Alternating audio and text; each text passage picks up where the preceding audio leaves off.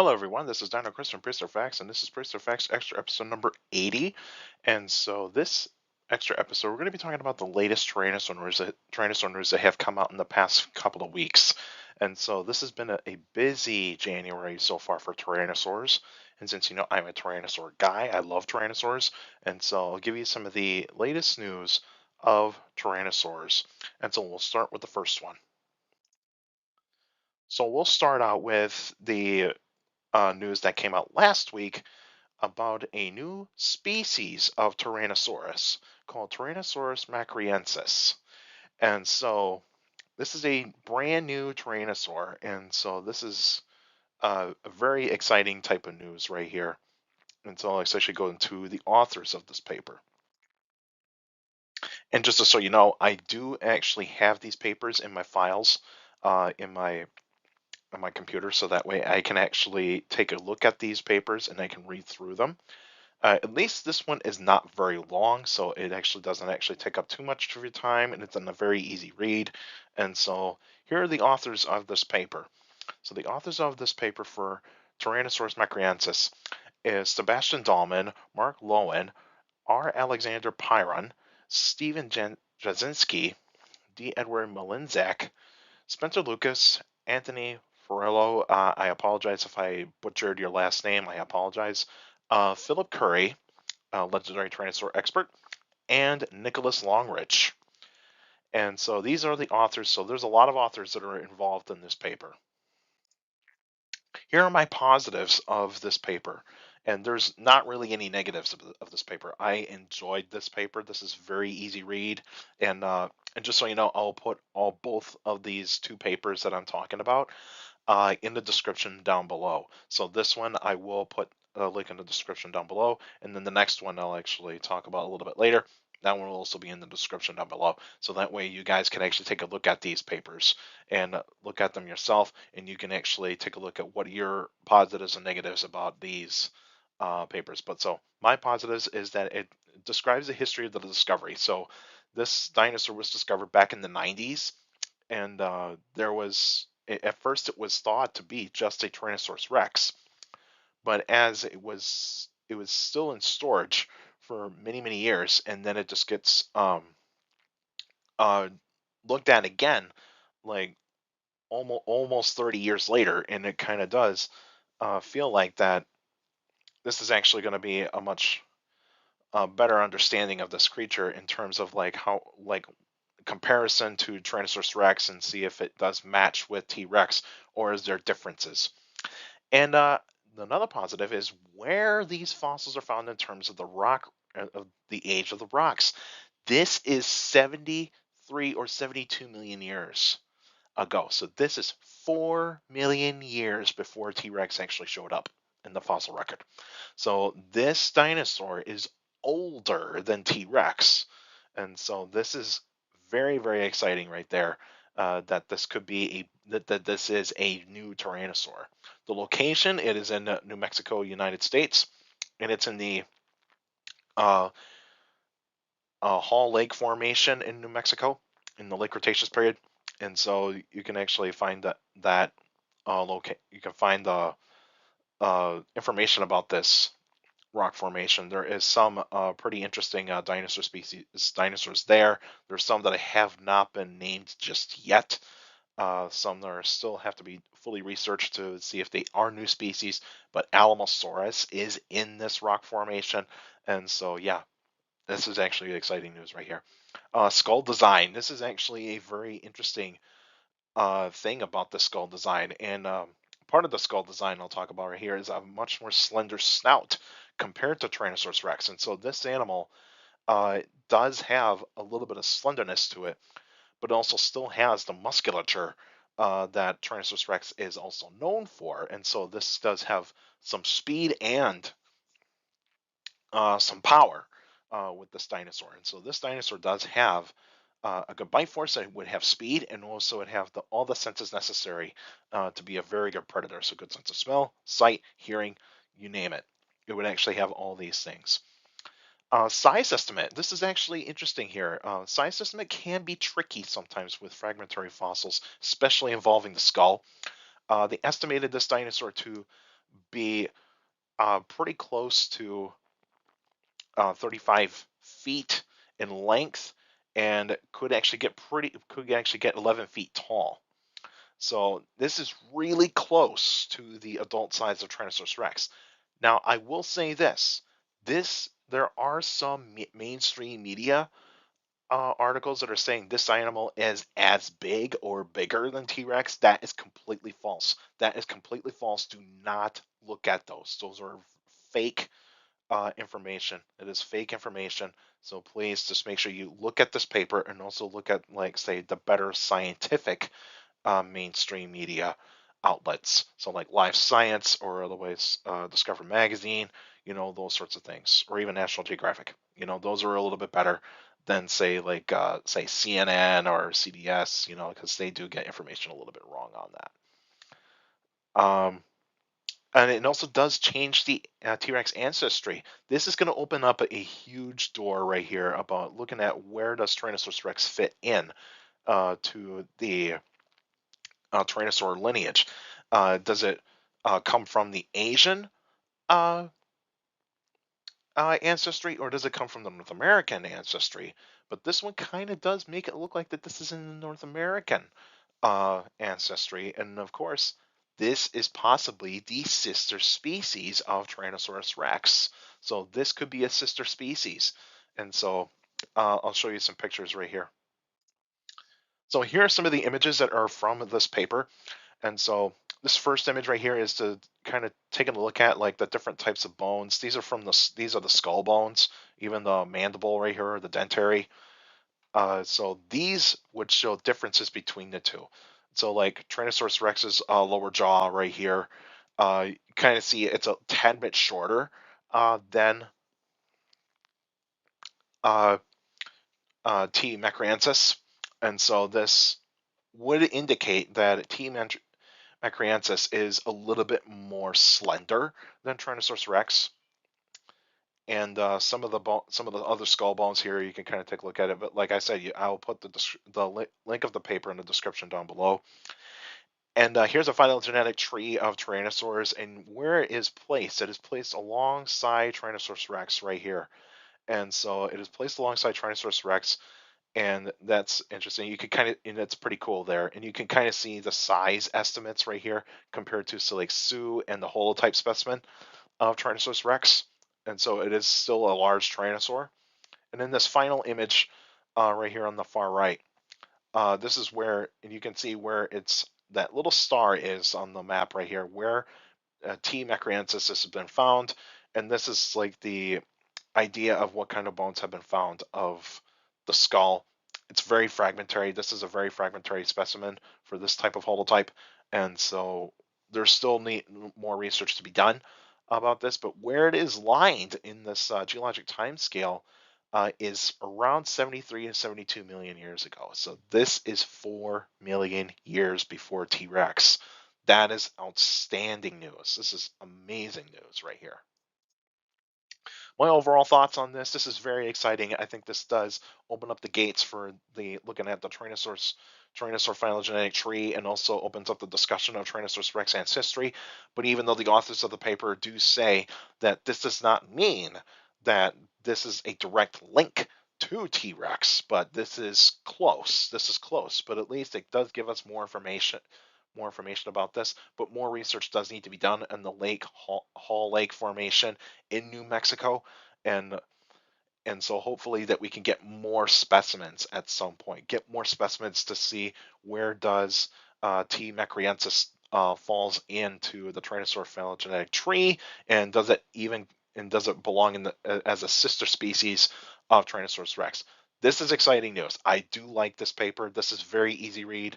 Like I said, go check this paper out, and like I said, I'll put the link in the description down below.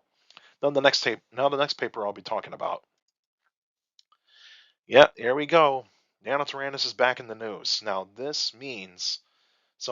paper came out a couple weeks ago, and so I am going to be talking about certain things in here about this, but let's actually get to the authors of this paper.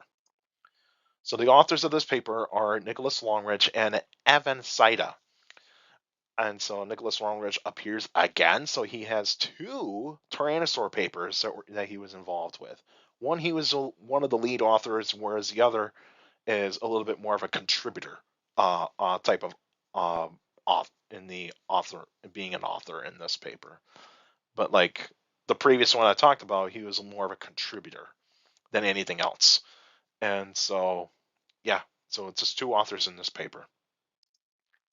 Positives of this paper, of this Nanotyrannus paper, is that this describes the history of Tyrannosaurus rex, the discovery of Nanotyrannus, and does talk about the Cleveland specimen. The Cleveland specimen is the best so far in terms of being considered as a Nanotyrannus, and so that is the one thing I like about this paper. Does talk about the differences of Tarbosaurus adults and juveniles. That's one thing I did like about this paper. This does give really good complexity of like how juvenile tyrannosaurs are compared to their adult counterparts, and so this would be a really good indicator that this is possibly either an adult or juvenile. Giving interesting thoughts about Tyrannosaur diversity. I did like this. I really, really did like this. Goes really good detail. I like this of this paper. So if you want to talk about Tyrannosaur diversity, this paper does give a really good indication of Tyrannosaur diversity. Like where does each Tyrannosaur fall in line in terms of their ecological niche, and so it does a good job of that. Does say that more specimens need to be studied. Does say that more specimens need to be studied. That is one thing about scientific papers that does talk, especially in paleontology papers, is that they do say more specimens need to be found, and that is the one thing that I do like a lot about some of these about paleontology papers, is that there is going to be some changes that will possibly be coming.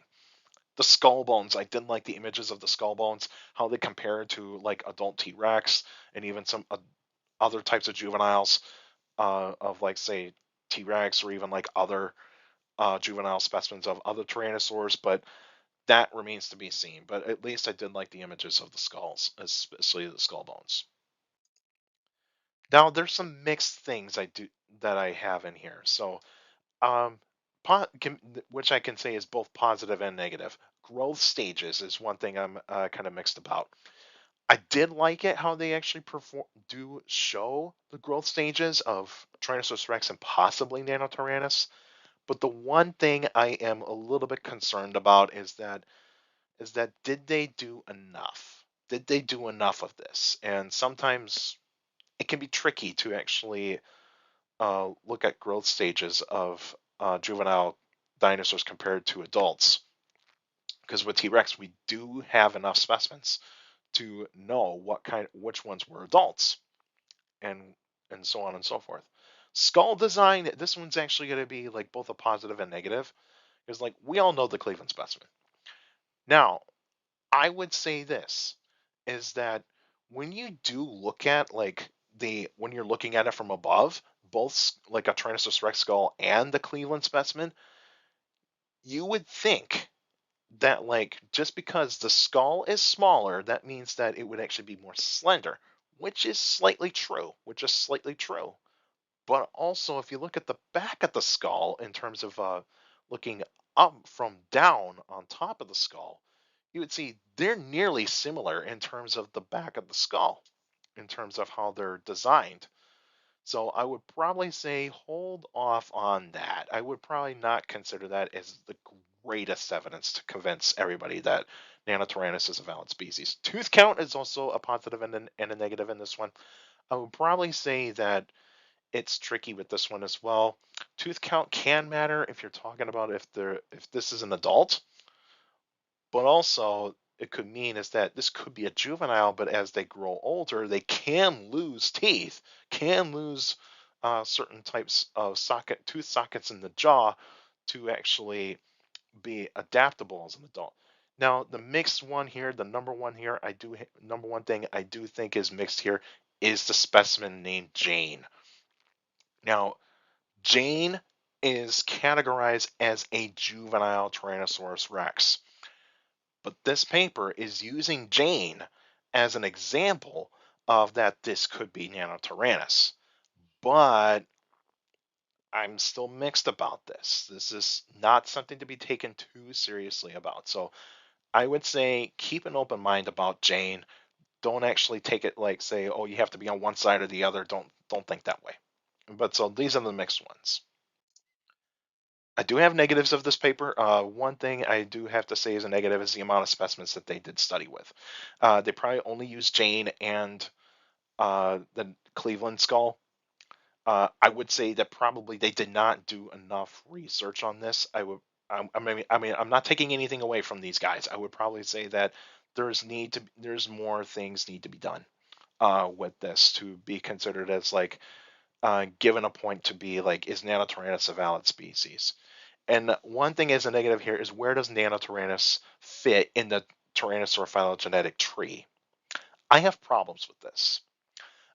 Is that they put it in between uh, they put it in between Cheonzosaurus and I think they put it in between I think it was Teratophonius. Now, I probably would say is that I don't think that's the right way to put to put Nanotyrannus. I don't agree with that. I think that's kind of a little bit too far fetched. I would probably say that there needs to be more to be done to actually compare these specimens to others to actually where it fits. Describing inconsistencies in juvenile Tyrannosaur growth patterns, this I do think is a little bit of something to be careful with. This is something you need to be careful with because sometimes when you're talking about juvenile Tyrannosaur growth patterns, it all depends on like what stage of the growth it's in.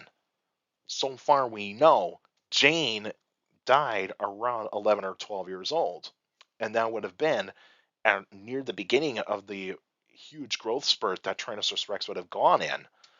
The Cleveland skull, and we don't know. We do not know where it falls in line. It's just a skull. We don't have anything else to any other type of bone that we can actually use to actually determine what's its age. And paleontologists can make a guess, but it's not really a great guess. It's just a very very very kind of I wouldn't say like not a great estimate, but I would say it's more of like a soft estimate. It's a soft estimate. And so I do think this needs to be take a look at a little bit better. My overall thoughts. Now, I want to remind you, this paper does not say Nanotyrannus is a valid species. It does not say that. It does not say that. This is basically to uh, kind of kind of bring the question up again. Does bring the question up again? Brings up the controversy again. Does this is Nanotyrannus a valid species? Does it belong as a valid species? That is always going to be the thing. And or is it just a juvenile T-Rex? We do not know yet. We do not know. And like I said, more research needs to be done on this. More research needs to be done on this. We all know Nanotyrannus is one of the biggest controversies in paleontology, and it's probably is the biggest controversy since the Bone Wars. But it is a thing that does need more research. Now, I'm going to say this: I am neutral on this topic. I'm neutral, so I don't have a preference. I am not on one side or the other. I'm just very neutral about this because that's where I stand on this. Like, I would like to see more evidence. I would like to see more evidence if, like, the Cleveland skull and Jane, are they Nanotyrannus or are they juvenile T Rex? I'm on I'm on a neutral side on this. And also, this paper does give valid questions then answers, and I do like a paper that does making you think, start making you think. Now, this does give you some things to think about, and I do like that. I do like it. I do like how they actually did this. And so that's the one thing I do like about that is that it does give you more questions than answers. And so, like I said, uh, the papers will be in the description down below. What do you guys think of these papers? Do you like say with T. macriensis? Do you like it that we're actually getting a new like a new Tyrannosaurus species and where it fits in the Tyrannosaur family tree? And what are your thoughts on the Nanotyrannus controversy? I want to know your opinions about this. Now, keep in mind that you have to give very good evidence about this. Like don't just pick one side or the other. But if you're on one side, like at least give me some really good like talking point. Give me your best talking points. Give me your best points of like why you think like Nanotyrannus is a valid species or why Nanotyrannus does not exist. It's just a juvenile T-Rex. Give me your best um, best like scientific like opinions about this. I want to see what you guys think. But I liked T. macriensis paper a little bit more than the Nanotyrannus paper, but that's my opinion. But yeah, and so there's other like paleontologists that have gotten their paleontologists and even like paleo educators that have given their opinions about the Nanotyrannus paper. Um, I highly recommend you actually check out their social media handles. Like I because there's one I think it's BK on Instagram.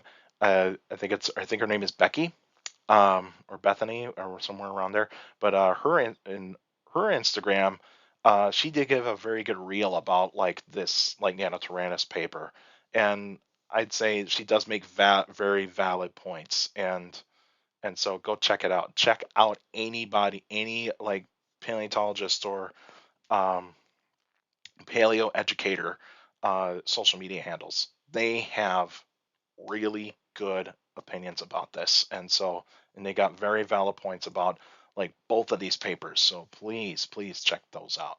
Check them out. And so the next episode will be on January 25th, 2024, and there'll be a Q&A episode. And so if you got any questions about dinosaurs and other prehistoric life, feel free to email me at dinochrist71@gmail.com, or just go to my Facebook page, Prehistoric Facts of Dino Chris. Like the page, you actually put your questions in the comment section. Please put them in the comment section. Don't put them in Messenger. Messengers for private conversations. So please put your questions in the comment section on any Facebook post. And for you YouTubers out there, like the video, subscribe to the channel according to my analytics. A lot of you guys are checking out my channel and not subscribed yet, so please feel free to hit that like button because that helps the video, helps the channel out, and also that's how the YouTube algorithm works now. So the more likes the video gets, the more likely they get spread out, get shared to anybody that is interested in dinosaurs, paleontology, geology, in prehistoric life in general. So please feel free to hit that like button and also share the video, share the channel to anybody that is interested in dinosaurs, prehistoric life, paleontology, geology, and also hit that subscribe button and also hit that notification bell so that way you can get weekly notifications of every video that comes out. And also for YouTubers out there, feel free to leave your questions in the comments section because I do read them all. Your questions do mean a lot on the Q&A episodes. All of you that are giving me questions via email, Facebook, and YouTube, you guys are awesome. You're giving me some great questions for the Q&A episodes. It means a lot. And also make sure you keep your questions short to the point. You can also follow me on Instagram at dino.chris.pf. I post pretty cool stuff on there. Also on Threads, it's the same thing. dino.chris.pf. I post pretty cool stuff on there as well. Also, take care of the people around you. Notice for you younger people out there to make solutions, your parents, your teachers, and your guardians. It's the best motivation you could have. A good education is very important. Have a good education. With a good education, you get a good job in the future. That's it for now. Now, see you guys next time.